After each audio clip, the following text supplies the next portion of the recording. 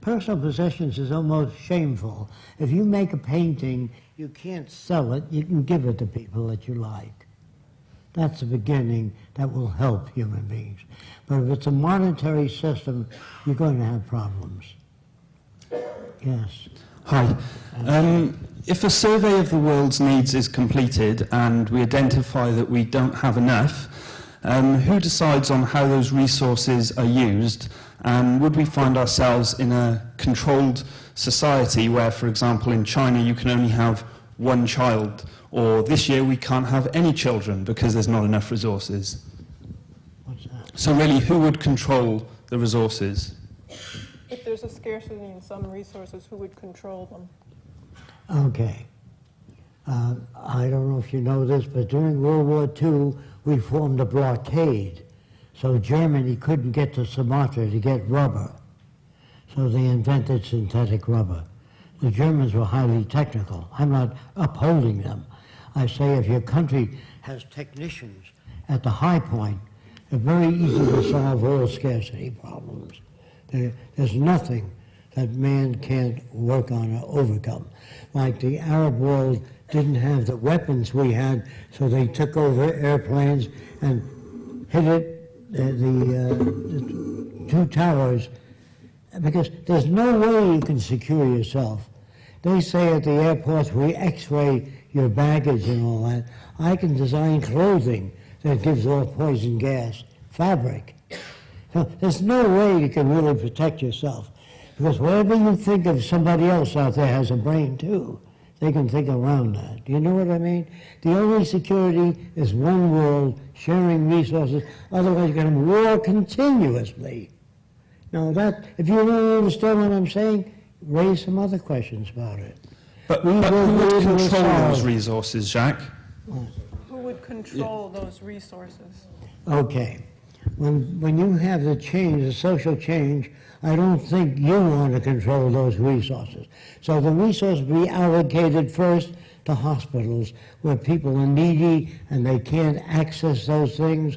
And it would be used in terms of the most appropriate thing. For example, if a ship is sinking today, it's women and children first. What I would do is, do you know anything about navigation?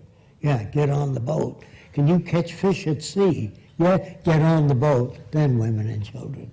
But women and children is a kind of a hangover that's pleasing to people, but it doesn't solve the problem. It's the same thing with resources. Resources are allocated to the most needed places, and people are told that it's just a matter of 3 months or 4 months they'll be able to make a substitute material. Bear with us. Now, if some people can't bear with us, they're helped. They're not put in prison. He's afraid of a control group. Who would be controlling it? You know, first of all, people would have to agree that they want to go along with this direction, which is really no control, but the intelligent management of the Earth's resources. If they want this direction where we use all the resources in that way, then we lay out the plan of how to feed, house, clothe, and educate people. So, you know, if they go along with this, then there's a procedure that we carry out, because that's the end goal. The control is the end goal. And there won't be people in position of power to control resources. They don't make policy. The scientists do not make policy. We have a direction that's laid out, and if they want to go along with this, the Venus Project, then that allocates. And it's not even that. We take a survey of the Earth's resources, find out where we need different things. If we find that there are many people diseased in a certain area, we have more hospitals there, because that's the end goal, to take care of the needs of people. I want to give you an example. 2 million people die every year in Africa of malaria, and they spray poisons in the water, and that spreads all over the place. That's the way we solve problems today. In the future, we have a light under the swamp with a color spectrum turning, and that attracts the malaria mosquitoes into the swamp. At night, they drown, and the fish eat them, and we get more food. Do you understand? Okay. There are other ways of doing things other than spraying poison. When you got termites, you live in a wooden building, you get termites. We don't have any wooden buildings. They can burn. So we make composite materials that don't burn. Now, if you say, well, I like a wooden house, then it's your problem. Yes. You get all these problems in terms of control when there's scarcity, and then you have an advantaged group that controls the resources. That's what we're trying to make a proposal to eliminate the problems that they have today. We're trying to design a society that surpasses the needs of control groups, of politicians, of aberrant behavior. And if you want that, then you work towards it. Yep.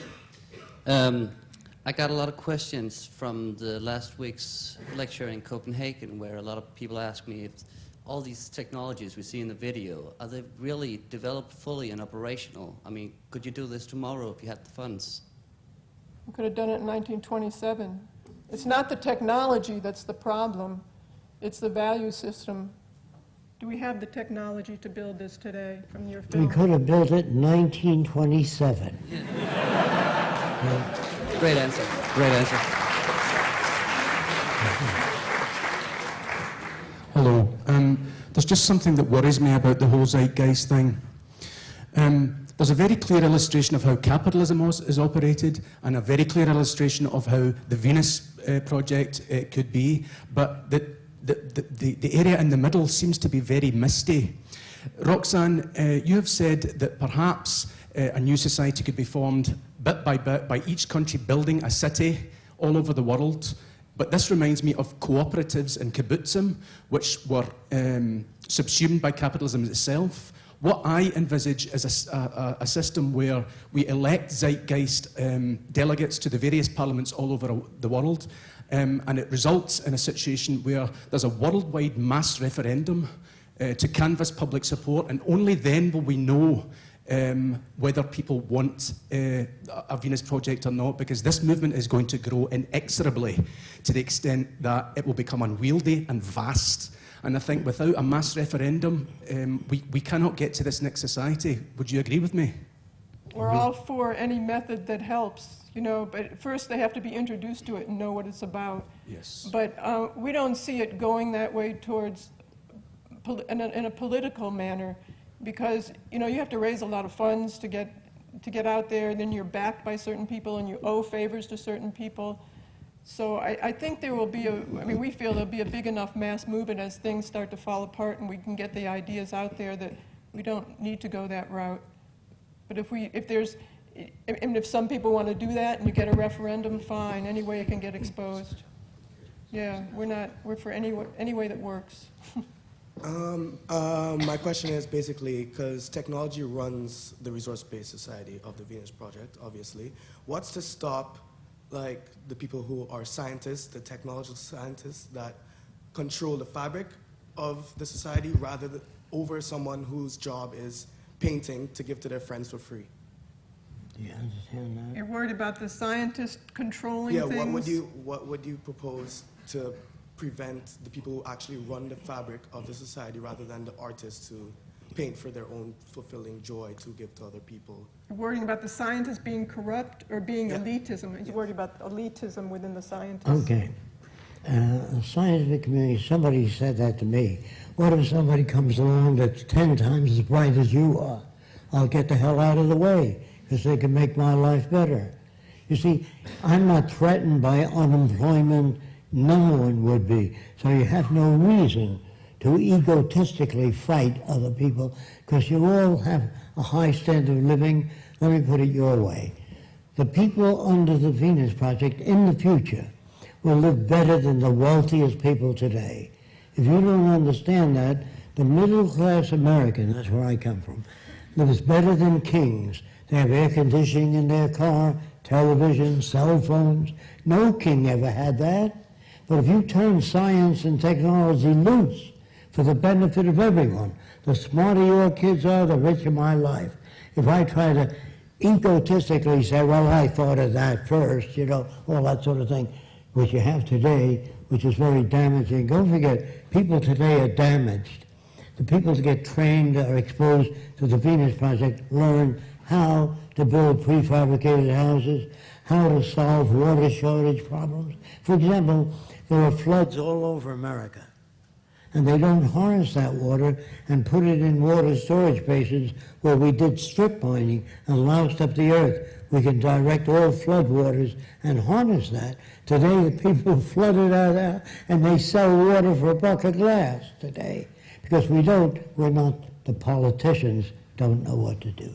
And scientists don't have any advantage, no group has any advantage to access to anything, so there's nothing that they can hold over someone else. And they don't